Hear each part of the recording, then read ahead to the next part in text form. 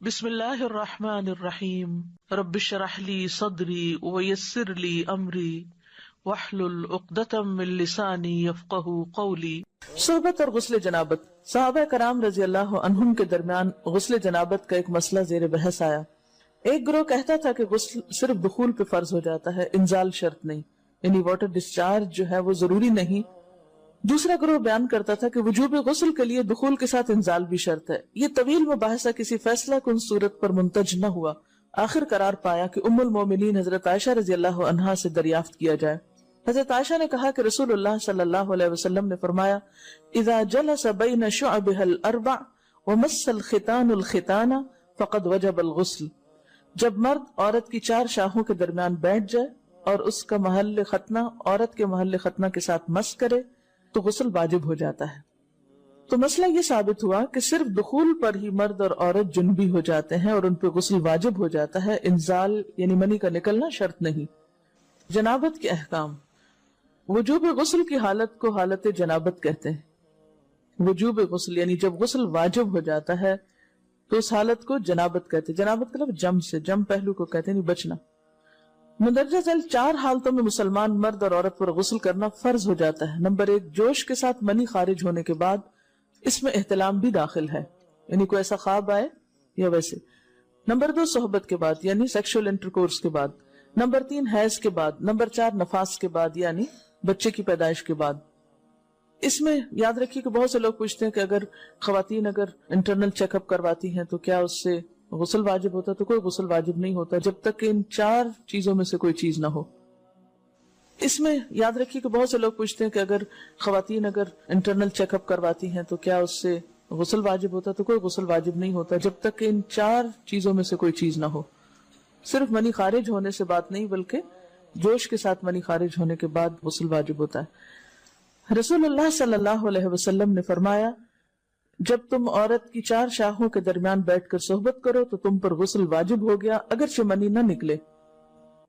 آپ نے غور کیا ہوگا کہ طہارت کے مسائل بہت تفصیل کے ساتھ اور اپنے اندر بہت ڈیٹیلز رکھتے ہیں، اور بہت سے موضوعات ایسے ہیں کہ جو انسان کی ظاہری زندگی نہیں بلکہ اس کی نجی اور ذاتی زندگی سے متعلق بھی ہیں، لیکن اس طرح پبلکلی ان کو پڑھانا اور ان کو سکھانا یہ بھی ایک ضرورت ہے، کیونکہ آپ صلی اللہ علیہ وسلم نے انصار کی خواتین کی تعریف کی کہ انصار کی خواتین کتنی اچھی ہیں جنہیں حیا دین کا علم حاصل کرنے سے نہیں روکتا۔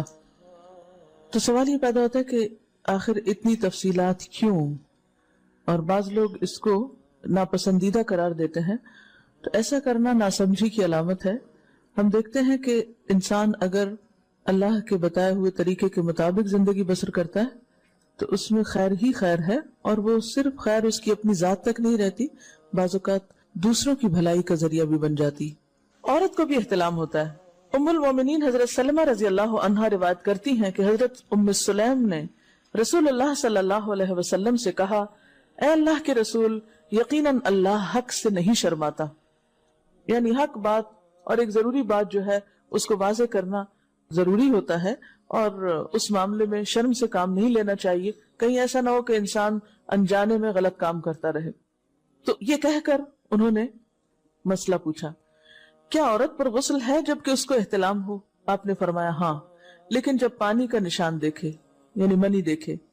اس پر حضرت ام سلمہ نے شرم سے منہ چھپا لیا اور عرض کیا، اے اللہ کے رسول، کیا عورت کو بھی احتلام ہوتا ہے؟ آپ نے فرمایا ہاں ہوتا ہے، تیرا داہنا ہاتھ خاک آلود ہو، یعنی ایک پیار کی ڈانٹ تھی۔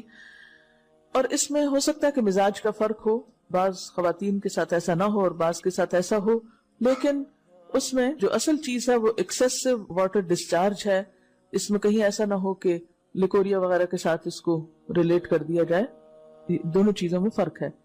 اور احتلام جو ہے وہ سوتے وقت ہوتا ہے، یعنی سو کر اٹھنے پر اگر انسان اپنے کپڑوں پر زیادہ ڈسچارج دیکھے، خواہ کوئی خواب یا کوئی فیلنگ یاد نہ بھی ہو، تو پھر غسل کرنا ضروری۔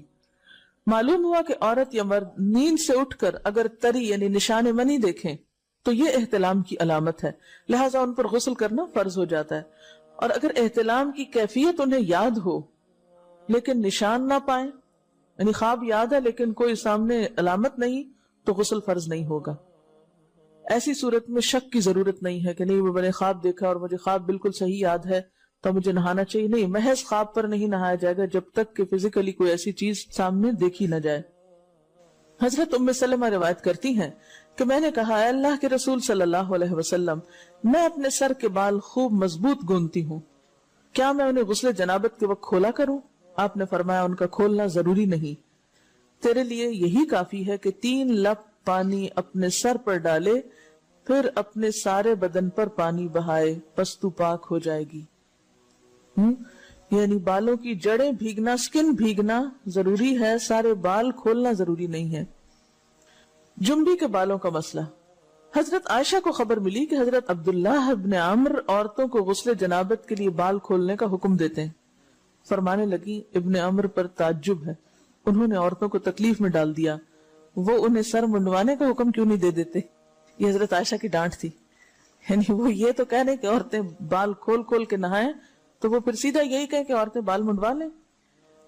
میں اور رسول اللہ صلی اللہ علیہ وسلم ایک ہی برتن میں غسل کرتے اور میں اپنے بال کھولے بغیر سر پر 3 چلو سے زیادہ پانی نہیں ڈالتی تھی.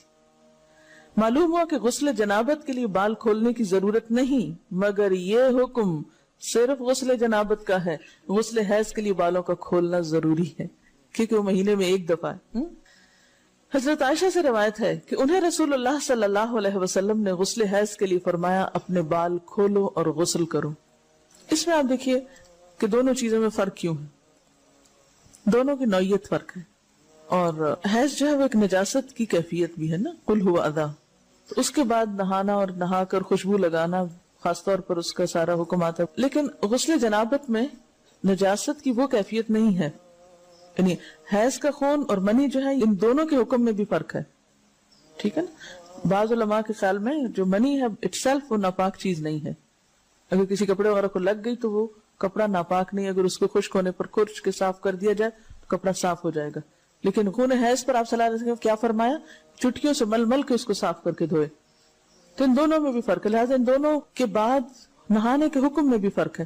ایک میں بال کھولے جائیں گے اور بال بھی دھوئے جائیں گے اور بالوں کی جڑیں بھی دھوئی جائیں گی، جبکہ دوسرے عام غسل جنابت میں بال کھولنا اور پورے بال دھونا شرط نہیں. بہت سے بچیاں ایسی جن کی شادی ہوتی ہے اور اس کے بعد انہیں ان مسائل کا پتہ نہیں ہوتا، یا تو وہ شرم کے بارے نہاتی نہیں، یا نہاتی ہیں تو پھر وہ پورے بال دھو دھو کے سکھانے میں اور ان چیزوں میں اتنا وقت ضائع کر دیتی ہیں کہ پھر بعضوں کا شوہر کی نافرمانی اور آپس کے تعلقات میں ٹینشن، لوگوں کا خوف. تو اگر دین کا صحیح مسئلہ پتا ہو تو انسان ان تمام مشقتوں سے بچ جاتا ہے اور ایک نارمل روٹین کی لائف گزار سکتا ہے. تو اس میں کیا صرف 3 کپ پانی، 3 لپ پانی، یعنی 3 دفعہ کیونکہ اگر ایک دفعہ ڈالنے سے پوری طرح نہیں بھیگا تو آپ یہ بھی کر سکتے ٹیپ کے آگے سر کر کے تو ساری اسکن جو ہے سر کی اس کو آپ گیلا کر لیں، پیچھے سے بال جو ہیں اگر لمبے ہیں تو ان کو ایک طرف کر دیں تاکہ پورے بال نہ دھونے پڑے، نہ سکھانے پڑے اور نہ خشک کرنے پڑے، اور باقی جسم پہ پانی بہا لیں. دوسری صورت یہ ہے کہ مگ میں پانی لے کے تو اس کو آپ تھوڑا تھوڑا کر کے پورے کو ایک دفعہ کریں، پھر اس کے بعد دوبارہ کریں اور تیسری دفعہ رول کر کے بالوں کو پیچھے سے شاور کیپ ڈال لیں اور باقی جسم پھر دھو لیں. شاور کیپ سے کیا ہوتا ہے عام طور پر کہ پیچھے کے جو سارے لمبے بال ہیں پھر وہ نیچے گر کے گیلے نہیں ہوتے، وہ آپ کے سر پہ ٹک جاتے ہیں. تو سر کی اسکن دھوئیں اور بالوں کو جوڑے کی شکل میں باندھ کے اوپر شاور کیپ پہن کے پھر باقی جسم کو اچھی طرح دھو لیں. تو اس میں آپ دیکھیں کہ جب بالکل سر کے سکن کا حصہ ہی تر ہوگا، اور یہ 3 دفعہ کرنا ہوگا، ایک دفعہ سے نہیں کام چلے کہ 3 دفعہ کرنا تاکہ کوئی بھی بال برابر جگہ سکن کی خشک نہ رہ جائے. تو اس سے کیا ہوگا کہ جتنا کم بال گیلے ہوں گے اتنے کم دیر میں ان کو خشک بھی کیا جا سکتا ہے اور کسی بھی مشقت کے بغیر انسان نماز پڑھ سکتا ہے.